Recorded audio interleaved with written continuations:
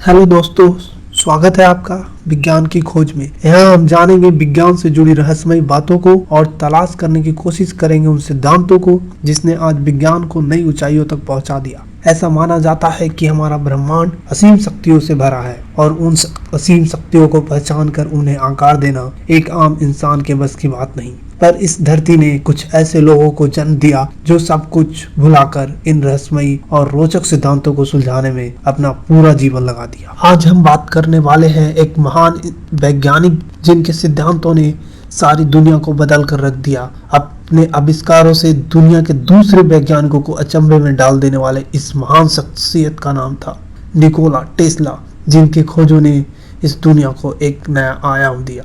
आइए विस्तार से जानते हैं इस महान वैज्ञानिक के जीवन से जुड़ी रोचक तथ्यों के बारे में और उनके आविष्कारों को जिन्होंने आने वाली पीढ़ी को नई दुनिया का आभास कराया। तो दोस्तों शुरू करते हैं। 10 जुलाई 1856 ईस्वी को इस महान वैज्ञानिक का जन्म स्मेलजैन में हुआ था, जो उस समय ऑस्ट्रो हंगरियन एम्पायर का एक पार्ट था। टेस्ला के पिताजी ऑर्थोडॉक्स चर्च में पुजारी थी और माताजी घर के कामों को संभालती थी। ऐसा कहा जाता है कि उनकी माँ कभी स्कूल नहीं गई, पर वह बहुत ही ज्यादा बुद्धिमान थी।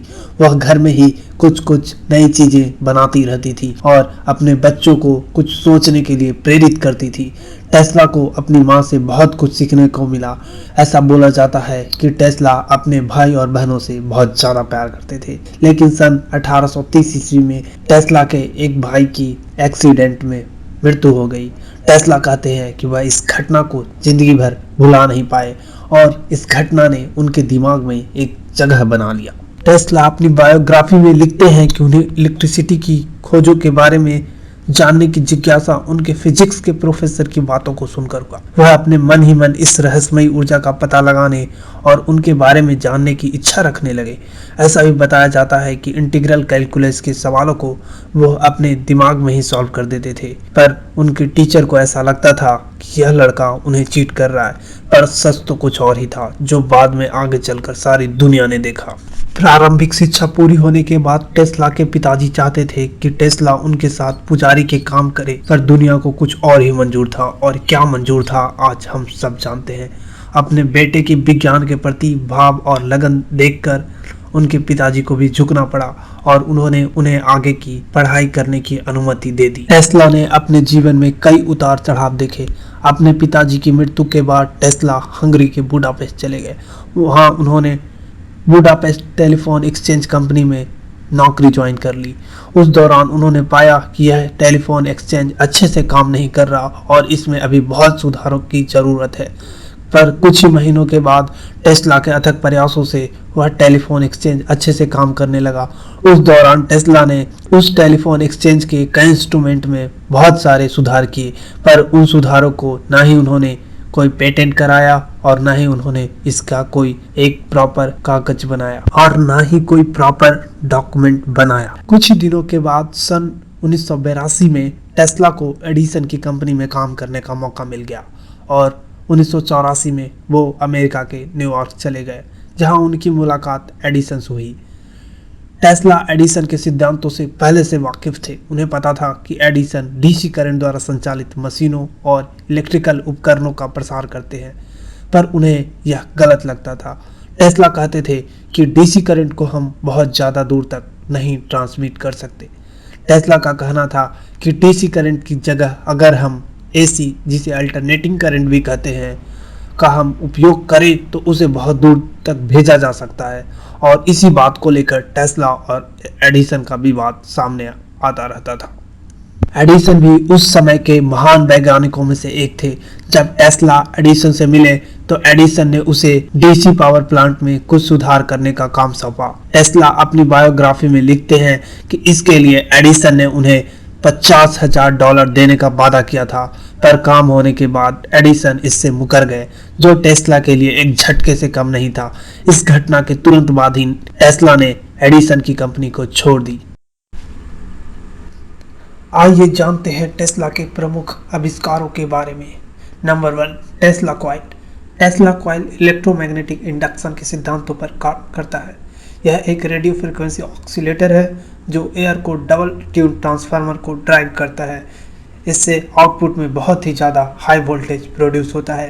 टेस्ला ने ऐसा अनुमान लगाया था कि इसके आउटपुट में 50 वोल्ट से लाखों वोल्ट तक की ऊर्जा उत्पन्न की जा सकती है और यह कॉइल की साइज बढ़ाने पर यह ऊर्जा और बढ़ भी सकती है।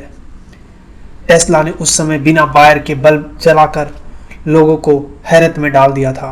हालांकि बाद में जाकर यह आविष्कार उतना इफेक्टिव नहीं हुआ, फिर भी आज भी लोग इसे एग्जीबिशन में या म्यूजियम में देखने के लिए जाते हैं। दूसरा, the magnifying transmitter. Tesla coil के सिद्धांतों से टेस्ला को समझ आया कि हम इलेक्ट्रिसिटी को लंबी दूरी तक ट्रांसमिट कर सकते हैं। The magnifying transmitter Tesla coil जैसा ही था, पर इसमें वो एनर्जी को ग्राउंड में डिस्चार्ज नहीं करता था। मैग्नीफाइंग ट्रांसमीटर एक इलेक्ट्रिकल एनर्जी का स्टैंडिंग वेव क्रिएट करता था जो रिसीवर सर्किट से प्राप्त होता था। टेस्ला ने ऐसा बताया था कि हम इसे 1 किलोमीटर दूर बल्ब को इस टेस्ला मैग्नीफाइंग ट्रांसमीटर से चला सकते हैं और वो भी बिना वायर के। तीसरा, द नियॉन लैंप। टेस्ला ने नियॉन लैंप का आविष्कार तो नहीं किया, लेकिन उन्होंने नियॉन लैंप में बहुत सारे सुधार किए। चौथा, the Niagara fall transformer house. Niagara fall को बनाने के लिए एडिसन ही पहले चॉइस थे, पर जब नियाग्रा फॉल कमेटी ने टेस्ला को वाशिंगटन इलेक्ट्रिक के काम को देखा तो उन्हें टेस्ला का एसी इलेक्ट्रिक पावर ज़्यादा इफेक्टिव लगा और उन्होंने नियाग्रा फॉल बनाने का काम टेस्ला को दे दिया। The remote controlled boat. Tesla ने उस समय कहा था कि the world move slowly and new truth are difficult to see. Tesla ने उस समय फर्स्ट टाइम एक बोट बनाया। उन्होंने यह दिखाया कि बोट को वो बिना वायर के चला सकते हैं और यह बोट एक वायरलेस रेडियो फ्रीक्वेंसी पे काम करता है। टेस्ला ने इसका नाम टेली ऑटोमेटॉन दिया। ऐसा माना जाता है कि टेस्ला के इस आविष्कार ने रोबोटिक्स को जन्म दिया। छठा, इंडक्शन मोटर। इंडक्शन मोटर का जनक भी टेस्ला को ही माना जाता है। इंडक्शन मोटर एक ऐसी मशीन होती है जो इलेक्ट्रोमैग्नेटिक इंडक्शन के सिद्धांतों पर काम करती है। इसके primary coil and secondary coil बिना एक दूसरे से जुड़े टॉर्क जनरेट करते हैं।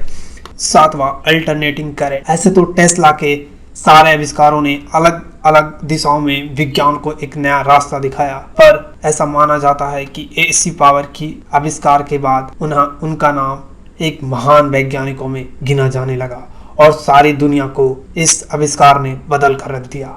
आज हम अपने चारों तरफ ट्रांसमिशन लाइन देखते हैं जो एसी से चलता है और हमारे चारों तरफ जितने भी इंस्ट्रूमेंट्स हैं वो ज्यादातर इंस्ट्रूमेंट एसी से ही काम करते हैं। टेस्ला के तो बहुत सारे आविष्कार हैं, जैसे द रेडियो जिसकी खोज टेस्ला ने की थी, जिसे लेकर आगे चलकर टेस्ला और मार्कोनी के साथ विवाद भी हुआ। लेकिन ऐसा माना जाता है कि यह विवाद कोर्ट तक गया और फैसला टेस्ला के हक में आया और मार्कोनी को टेस्ला को भी रेडियो के आविष्कार में जगह देनी पड़ी, पर तब तक देर हो चुका था और टेस्ला हमारे बीच नहीं रहे थे। टेस्ला ने और भी बहुत सारे आविष्कार किए, जैसे टेस्ला टरबाइन, सैडोग्राफ और भी बहुत सारे। पर यह तो दुनिया का अटल सत्य है, जो आया है उन्हें जाना ही होगा, नहीं तो कौन इतने महान वैज्ञानिकों को खोना चाहता। 1937 ईस्वी को सड़क क्रॉस करते समय टेस्ला की एक टैक्सी से एक्सीडेंट हो गई। ऐसा कहा जाता है कि इस एक्सीडेंट के बाद टेस्ला कभी भी पूरी तरह उबर नहीं पाए।